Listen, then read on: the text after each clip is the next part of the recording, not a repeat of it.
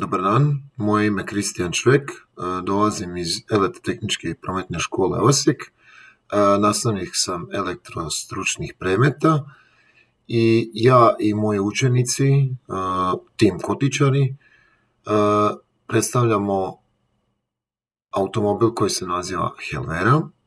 Taj automobil je autonomno vozilo koje uz pomoć umjetne inteligencije, točnije reinforcement learninga, uči kako voziti. Kroz učenje nagrađivanjem, naš model, to jest model mojih učenika, prepoznaje udaljenost, prilagođava brzinu i donosi odluke u real-time vremenu.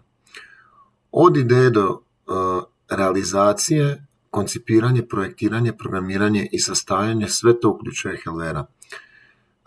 Naš projekt predstavlja kako se umjetna inteligencija može primijeniti odgovorno, praktično i edukativno. Svako dobro.